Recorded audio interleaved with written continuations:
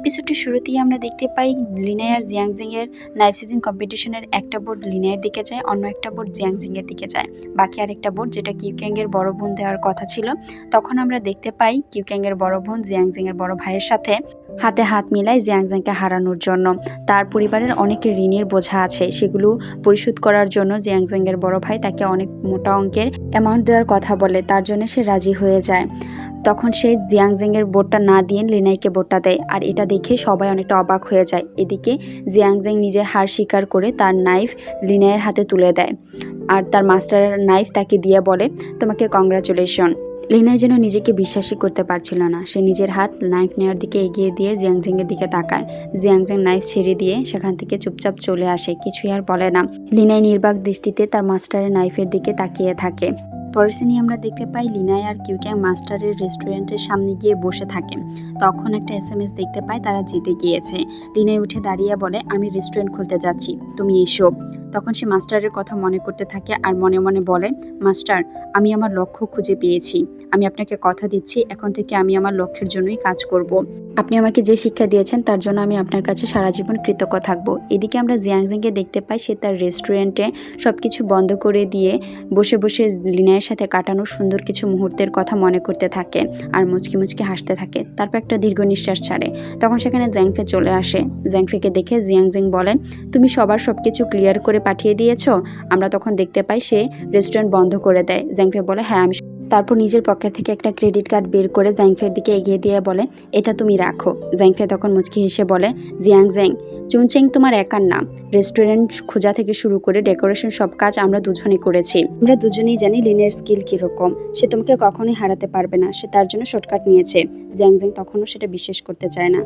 জ্যাংফে বলে, বিচারকদের মাঝে একজন কিউক্যাং এর বড় বোন ছিল, সেই তোমাকে হারিয়েছে। আমার বিশ্বাস হয় না তুমি এরকম একটা এভারেস্ট শেফের কাছে হেরে যাবে। আমরা মিডিয়ার কাছে সবকিছু প্রকাশ করব, তারপর আমরা নতুন করে আবার একটা চ্যালেঞ্জ করার সুযোগ পাবো। জিয়াংজিং মানতে চায় না। জ্যাংফে বলে, তোমার ভালোবাসাই তোমাকে শেষ করে দিচ্ছে। তুমি লিনাইকে এতটা ভরসা কিভাবে করো? সে তোমার পিঠ পিছে রেস্টুরেন্ট খুলেছে, তোমাকে হারিয়ে দিয়েছে। জিয়াংজিং বলে, আমি হেরে গিয়েছি, আমাকে এটা মেনে নিতেই হবে। পরের সিনে আমরা দেখতে পাই লিনাই যখন তার রেস্টুরেন্টে যায়, তখন তার সামনে অনেকগুলো রিপোর্টার এসে তাকে ঘিরে ধরে, তাকে নানা ধরনের প্রশ্ন জিজ্ঞেস করে সে চিট করেছে কিনা। কিউক্যাং লিনাইকে একটা গাড়িতে উঠিয়ে দেয়। তখন রিপোর্টাররা কিউক্যাংকে বলে, বিচারক আপনার বোন ছিল, তাই আপনার পক্ষের রায় দিয়েছে, তাই না? এটা শুনে লিনাই অনেকটা অবাক হয়ে যায়। তখন সেখানে জুই চলে এসে কিউক্যাংকে নিয়ে যায়। দূরে কোথাও নিয়ে গিয়ে কিউক্যাংকে বলে, তোমার বোন চিট করেছে, তুমি বলেছো তোমার বোনকে এসব কিছু করতে, তাই না? তোমার কারণে আমার ভাই আজকের এই অবস্থা। কিউক্যাং বলে, আমাকে বিশ্বাস করো, আমি এসবের কিছুই জানি না, আমি তাকে এসব কিছুই বলিনি, তুমি আমাকে বিশ্বাস করো। জুই তখন বলে, ঠিক আছে, তুমি তাহলে সত্যিটা খুঁজে বের করো, তারপর নতুন করে আবার একটা কম্পিটিশন হবে। পরের সিনে আমরা দেখতে পাই কিউক্যাং এর বোনকে রিপোর্টাররা তাহলে নানা ধরনের প্রশ্ন করতে থাকে। কিউক্যাং এর বড় বোন তখন জিয়াংজিং এর বড় ভাইকে কল দিয়ে বলে, তোমার কারণে আমার পরিবার সহ সবাই আজ রিপোর্টারদের সামনে এসে গিয়েছি। আমার যদি কিছু হয় তাহলে আমি তোমাকেও ছাড়বো না। মনে রেখো, তুমি বলেছো জিয়াংজিংকে হারানোর জন্য, আমি তাই লিনাইকে ভোট দিয়েছি। জিয়াংজিং এর বড় ভাই বলে, তুমি এসব নিয়ে চিন্তা করো না, সব ঠিক হয়ে যাবে, আমি বলছি। ফোন রেখে দিতেই পিছন ফিরে দেখে কিউক্যাং সব কথা শুনেছে। কিউক্যাং বলে, তার মানে তুমি ভোট দেয় চিট করেছো, তাই না? তুমি এসব আমাকে জন্য করোনি, তোমাকে এসব কে করতে বলেছে বলো? কিউক্যাং এর বোন তখন তাকে একটা ফাইল দিয়ে বলে, আমাদের পরিবার ব্যাংক থেকে অনেক পরিমাণে লোন নিয়েছে, আর এইসব টাকা একবার পরিশোধ করা আমার পক্ষে সম্ভব না, তাই আমি জিয়াংজিং এর বড় ভাইয়ের সাথে হাত মিলিয়েছি। এখন তুমি যদি চাও বলে দিতে তাহলে বলে দিতে পারো, এতে আমাদের পরিবার ডুবে যাবে। আর তাছাড়া তোমাদের মাস্টারের নাইফও ফেরত দিতে হবে। আর তুমি যদি সাইলেন্ট থাকো তাহলে সবকিছুই ঠিক থাকবে। কিউক্যাং এসব শুনে মা সেখান থেকে চলে আসে, কিছুই বলে না। অন্যদিকে আমরা লিনাইকে দেখতে পাই, সে বাসায় ফিরে অন্যমনস্ক হয়ে বসে থাকে। তখন সেখানে কিউক্যাং চলে আসে। কিউক্যাংকে দেখে লিনাই বলে, তোমার বোন সত্যি সত্যি চিট করেনি তো? সে মিথ্যে ভোট দেয়নি তো আমার পক্ষে হয়ে? কিউক্যাং তখন জবাব দেয়, আরে না, আমি আমার বোনকে জিজ্ঞেস করেছিলাম, সে ডিরেক্টলি না করে দিয়েছে। সবাই আমাদের সফলতা দেখে হিংসে করছে, তাই এই ধরনের কথা বলছে, তুমি চিন্তা করো না। আর তাছাড়া আমরা আমাদের মাস্টার নাইফ ফিরে পেয়েছি, এটা আমাদের জন্য খুবই খুশির একটা সংবাদ, তাই না? লিনাই বলে, আমার তো এখনো বিশ্বাস হচ্ছে না আমি তাকে হারিয়ে দিয়েছি। কিউক্যাং তখন অন্যমনস্ক হয়ে বসে থাকে। তারপর বলে, আমার জুয়ের সাথে আজ ডেট আছে, আমি আসছি। তখন সে চলে আসে। এদিকে আমরা জিয়াংজিংকে দেখতে পাই, সে প্রতিশোধের যে কাগজগুলো জোগাড় করেছিল সবকিছু পড়িয়ে দিচ্ছে। তখন সেখানে জুই চলে আসে। জুই এসে জিয়াংজিংকে বলে, ভাই, আমার তোমাকে কিছু কথা বলার আছে। তখন জুই মাস্টারের সকল কথা তাকে বলতে থাকে, যে মাস্টারকে সে নিষেধ করেছিল তাদেরকে যেন না নেয়, আর মাস্টারই তাকে নিষেধ করেছে যেন এইসব কথা সে তাকে না বলে। মাস্টার বলেছে সব কিছু ভুলে নতুন কিছু শুরু করতে। এসব কথা শুনে জিয়াংজাং দীর্ঘ একটা নিঃশ্বাস ছাড়ে। জেইউই বলে, এসব কিছু আমারই দোষ ভাইয়া। তখন কান্না করতে থাকে। জিয়াংজাং তখন তাকে সান্ত্বনা দিয়ে বলে, চুপ করো, এসব কিছু তোমার দোষ না, যা হবার তা তো হয়েই গিয়েছে। এদিকে আমরা লিনাইকে দেখতে পাই, সে যখন রেস্টুরেন্টে যায় তখন সে রেস্টুরেন্টের দরজার সামনে তাকে থ্রেড দেওয়ার কিছু লেখা দেখতে পায়। সে সেগুলো রক্ত মনে করে। তার উপর আঘাত করার জন্য কেউ একজন এগিয়ে আসলে জিয়াংজাং লিনাইকে বাঁচাতে দৌড়ে ছুটে আসে, আর সে নিজে মাথায় অনেক আঘাত পায়। আঘাতকারী সেখান থেকে দৌড়ে ছুটে চলে যায়। লিনাই জিয়াংজাংকে দেখে বলে, তোমার অবস্থা খুবই খারাপ, এসে তোমাকে হসপিটাল নিয়ে যায়। জিয়াংজাং বলে, তার প্রয়োজন নেই, তুমি এখানেই থাকো। তখন সে চলে যায়। লিনাই তার দিকে তাকিয়ে থাকে। অন্যদিকে আমরা দেখতে পাই জিয়াংজাংয়ের গ্র্যান্ডপা জিয়াংজাংয়ের কথা তার ভাইয়ের কাছে জানতে চায়। তখন তার ভাই বলে সে এখন হসপিটালে আছে। লিনাই জিয়াংজাংকে দেখার জন্য হসপিটালে যায়। তখন সেখানে জাংফে লিনাইকে দেখতে পেয়ে বলে, তুমি এখানে কেন?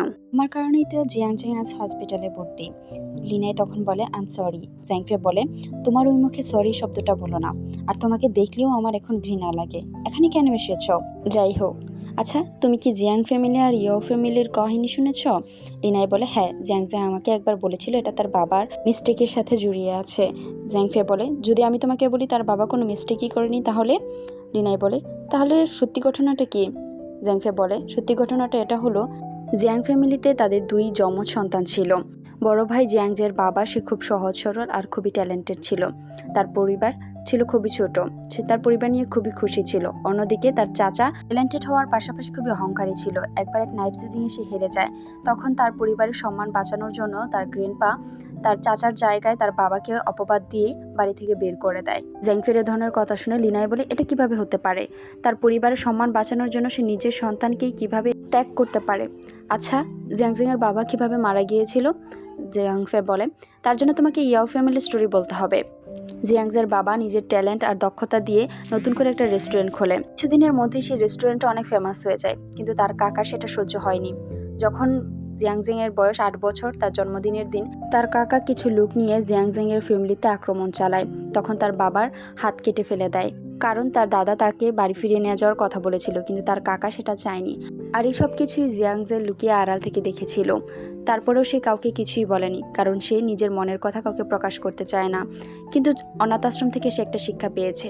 অনাথ আশ্রমের একটা মেয়ে তাকে বলেছিল, যদি তোমাকে কেউ বুলি করে তাহলে তার জন্য তোমাকে একাই লড়তে হবে, কেউ তোমার পাশে দাঁড়াবে না। জিয়াংজে সেই কথাটার জন্য আজও লড়াই করে চলেছিল।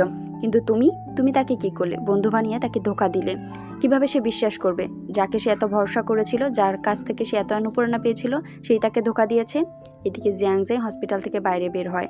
তখন কিছু রিপোর্টার তাকে ঘিরে কম্পিটিশনের বিষয়ে জিজ্ঞেস করতে থাকে। জিয়াংজে বলে, কম্পিটিশনে কোনো ধরনের চিটিং হয়নি, এইখানে লিনাই জিতেছিল। আর তাদের কাছে অনুরোধ করে তারা যেন এই বিষয়টাকে আর বড় করে না দেখে। জাংফে তখন রিপোর্টারদেরকে বলে, এখান থেকে এখন চলে যাও, সব উত্তর তো পেয়ে গেলে। লিনাই দূরে দাঁড়িয়ে থেকে সবকিছুই শুনছিল, কিছুই বলছিল না। জাংফে তখন জিয়াংজের কাছে এসে বলে, আমি এখন সবকিছু বুঝতে পারছি, তুমি ভালোবাসার জন্য সবকিছু করেছো, তাই না? জিয়াংজে বলে, সরি, তোমার কৃতজ্ঞতা অন্য কোনোভাবে প্রকাশ করব। জাংফে বলে, তার কোনো প্রয়োজন নেই, সবসময় আমাকে নিজের বড় ভাই মনে করো, কিন্তু করো তোমার নিজে যেটা চাই সেটাই। আর আজকে একটা কথা খুব ভালোভাবে মনে রেখো, আজ থেকে দুজনের পথ আলাদা। এটা বলে সে সেখান থেকে চলে আসে। লিনাই তখন জিয়াংজেংকে সরি বলে আর বলে, জাংফে আমাকে তোমার পরিবারের সব কথা বলেছে। জিয়াংজেং বলে, তুমি ক্ষমা কেন চাচ্ছ? এটা তো হবারই ছিল। আর তাছাড়া আমি তোমার মাস্টারকে ভুল বুঝেছি, তার কাছে আমার ক্ষমা চাওয়া উচিত ছিল। এখন একটু সমান হয়ে গিয়েছে, এখন তুমি চলে যাও।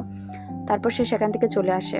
লিনাই হসপিটাল থেকে বাড়ি ফিরে এসেই দেখতে পায় মেঝেতে জিয়াংজেং এর দেওয়া মাছটা মরে পড়ে আছে। সে এটা দেখে কান্না করতে শুরু করে দেয় আর বলে, বাবা, জিয়াংজেং আবারও আমাকে ছেড়ে চলে গিয়েছে। তার কান্না শুনে তার বাবা দৌড়ে এসে তাকে জড়িয়ে ধরে বলে, আরে তুমি কেঁদো না, বড় হলে তুমি তাকে খুঁজে নেবে, কেঁদো না তুমি। এদিকে আমরা দেখতে পাই কিউক্যাং জিয়াংজেং এর বোনের সাথে দেখা করতে যায়। জিয়াংজেং এর বোন তখন বলে, সত্যি তোমার বোন চিট করেনি তো? তার মানে আমিই দোষী, আমি আর কারণেই ভাইয়ের আজ এই অবস্থা। আমি ভাইকে ভুল বুঝিয়েছি। নিজেকে দোষ দিতে থাকে আর কান্না করতে থাকে। কিউক্যাং তখন তাকে দৌড়ে এসে জড়িয়ে ধরে বলে, তোমার কোনো দোষ নেই। তখন আমরা দেখতে পাই কিউক্যাংও মনে মনে অনুশোচনায় ভোগে, কিন্তু কিছুই বলতে পারে না। এইদিকে রেস্টুরেন্টে একটা চিঠিতে কিউক্যাং লিখে যায় যে সে আর রেস্টুরেন্টে কাজ করতে আসবে না। লিনাই একাই রেস্টুরেন্ট চালায়। তার পরের সিনেই আমরা দেখতে পাই জিয়াংজেং অনেক পরিমাণে ড্রিঙ্ক করে একটা দোকানের সামনে যায়। সেখানে দেখতে পাই একজন দোকানদার কাস্টমারকে নকল ইনগ্রেডিয়েন্টস দিচ্ছে। তখন তারা দুজন ঝগড়া করে। জিয়াংজেং সেখানে গিয়ে কোনটা আসল আর কোনটা নকল সেটা বলতে থাকে। তারপর সেখান থেকে চলে আসে। জিয়াংজেংকে দেখে কাস্টমার কিছুটা এগিয়ে আসে। এই কাস্টমারটাই হচ্ছে জি কুয়াংশে, যার নাইফ সিজ জিয়াংজেং করতে চেয়েছিল। জি কুয়াংশেন ইচ্ছে করেই দোকানদারের সাথে ঝগড়া করেছিল। এই বিষয়টা আমরা পরে জানবো। জিয়াংজেং অনেক পরিমাণে ড্রিঙ্ক করায় রাস্তায় একজনের সাথে ধাক্কা খায়। তারা ছিল এলাকার বখাটে। তাদের সাথে তার মারামারি শুরু হয়ে যায়। তারপর সে তাদেরকে একজনকে ঘুষি দিয়ে সেখান থেকে দৌড়ে পালিয়ে আসে। সে পালিয়ে এসে একটা গাড়িতে লুকিয়ে পড়ে। অতিরিক্ত ড্রিঙ্কস করার ফলে সে অজ্ঞান হয়ে যায়। সকালে যখন ঘুম ভাঙে তখন সে সামনে ওই কাস্টমারকে দেখতে পায়। জি কুয়াংশেং জিয়াংজেংকে উঠিয়ে বলে, তোমার ঘুম হয়ে গেলে এবার আমার সাথে এসো। তাকে একটা গ্রামে নিয়ে যায়। সেই দূর গ্রামেই জি কুয়াংশে অনেক বছর ধরেই থাকে। সকালে নাস্তা করানো শেষ হলে জি কুয়াংশেকে জিয়াংজেং বলে, আমি আপনার সকল ঋণ শোধ করে দিব। গাড়ি ভাড়া, থাকা, খাওয়ার সব কিছুর খরচ কত হয়েছে বলেন। জি কুয়াংশে বলে 5,500। জিয়াংজেং টাকা দেওয়ার জন্য পকেটে হাত দিয়ে দেখে তার মানিব্যাগ নেই। তখন সে বলে, আমার ফোন আর মানিব্যাগ দুটাই হারিয়ে গিয়েছে। তখন সে পকেট থেকে 1 টাকার একটা কয়েন বের করে তার হাতে দিয়ে বলে, এতটুকুই আমার কাছে আছে, এখন রাখুন। জি কুয়াংশিং এই টাকার কয়েনটা দেখে অনেকটা রেগে গিয়ে বলে, তুমি কি আমার সাথে মজা করছো নাকি? জিয়াংজেং বলে, আমার নতুন একটা ফোন আর একটা সিম বললেই আমি আপনার টাকা দিয়ে দেবো। জি কুয়াংশে বলে, যদি তুমি পালিয়ে যাও? জিয়াংজেং বলে, আমি 5,000 টাকার জন্য কেন পালিয়ে যাব? আচ্ছা, আপনি বলুন আমাকে কি করতে হবে, আমি আর কিভাবে আপনার ঋণ পরিশোধ করতে পারি। জি কুয়াংশে তাকে তখন বৃদ্ধদের কিছু সবাই নিয়ে যায়। সে সেখানে বলে, তাকে একদিনের জন্য ভাড়া নিলে 1,000 ইউয়ান দিতে হবে। একজন বৃদ্ধ বলে, তোমার কি কোনো গার্লফ্রেন্ড আছে? আমার নাতির সাথে ডেটে যাবে? জি কুয়াংশে বৃদ্ধ মহিলাকে বলে, ডেটের জন্য 500 ইউয়ান দিতে হবে। তারা দুজন ঝগড়াঝাটি শুরু করে দেয়। আর জিয়াংজেং চুপ হয়ে এগুলো দেখছিল আর অবাক হচ্ছিল। এখানেই আমাদের সুইট ট্র্যাপের 16তম পর্ব শেষ হয়। ধন্যবাদ।